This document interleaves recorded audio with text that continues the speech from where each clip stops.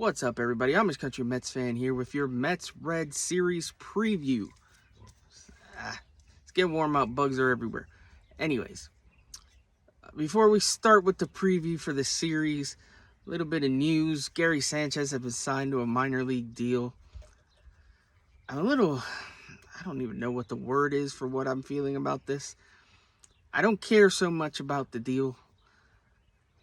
I guess what I'm frustrated with is that I've seen Mets fans actually convincing themselves that this could be a good thing. If Gary Sanchez is playing for this team in any sort of way, it's not a good thing. Gary Sanchez is not a good baseball player. He can hit a home run every once in a while. Whoop-de-fucking-do.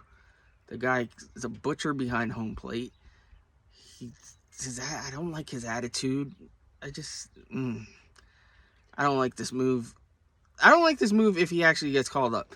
As a minor league deal, I don't care. He can rot in AAA. I just don't want this to become a Gary Sanchez can save us as a right-handed DH you have Vientos. Use him. Like, what are we doing? Just no. I don't need to see a retread vet even get another. No, just don't. Leave him in AAA. Let him. If he's deaf and then down in AAA, fine by me. But that's all I gotta say about that.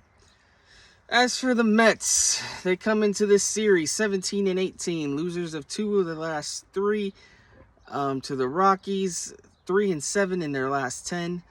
As far as Cincy's concerned, they're 14-20. They also lost 2 of their last 3 games. They lost to the White Sox. They are 5-5 in their last 10. Of note, the Mets are 38-22 all time at Great American Ballpark, so hopefully they can keep that up. Max Scherzer, if he does start, he's scheduled to start today. He's 2-2 with a 5.56 ERA. Max Scherzer has a good history against the Reds. 6-2 with a 1.67 ERA in 10 starts. And in Cincinnati, he's 4-0 with a 0.27 ERA.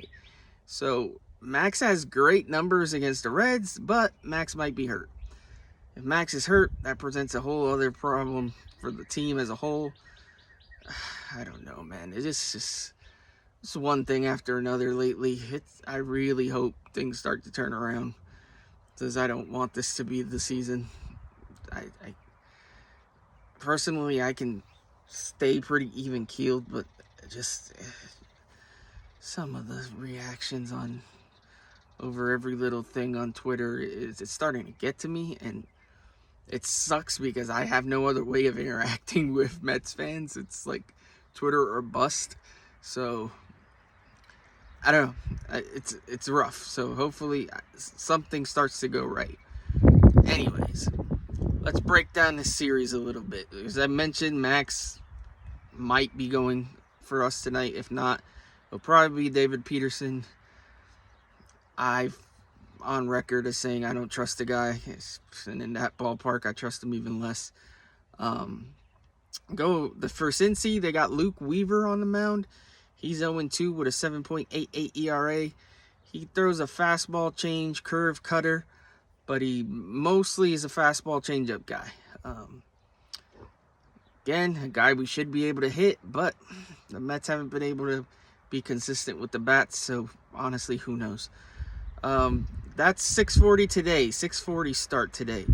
Tomorrow, Justin Verlander, his second start as a Met. He's 0-1 with a 3.60 ERA, taking on Hunter Green, who's 0-2 with a 5.24 ERA. Hunter Green's fastball is, 99.3 is what he averages on the thing. I've seen him touch, 102, 103, 104, I think even. The dude's fastball is insane. Also throws a slider, and he'll mix in a change every once in a while. So he's improving. Dude's got good stuff. Kind of wish he was in our rotation. But yeah, it'll be interesting to see how the bats do against him. So that's a 6:40 start tomorrow as well. And then for the to close out the series, 12:35 start on Thursday. Kodai Senga takes the mound, coming off of his best start as a Met. He's 4-1 with a 3.38 ERA, taking on Nick Lodolo. left-handed pitcher for the Reds. He's 2-1 with a 6.29 ERA. But he's a lefty. I'm not going to say it. You know what I'm thinking. I'm not going to say it. He throws a fastball slider. Mostly that's his mix. He'll mix in a change and a sinker every once in a while, but he's mostly a fastball slider guy. Yeah, these are the Mets. This is another series the Mets in theory should win, but the Mets haven't been playing good baseball at all, so we hope they turn it around. What I'm going to end with, as I usually end these with, is the tail of the tape, what I like to call. I just compare the team overall stats. Batting average. Cincinnati comes in with a 245 batting average, 16th in Major League Baseball. The Mets come in at 236, which is 22nd. Cincinnati has a 321 on-base percentage, which is 15th. The Mets sit at 324, which is 13th. Slugging percentage, Cincy's at 370, which is 26th. And the Mets at 383, which is 22nd. And then OPS, 691 for the Reds, which is 22nd. And 708 for the Mets, which is 18th.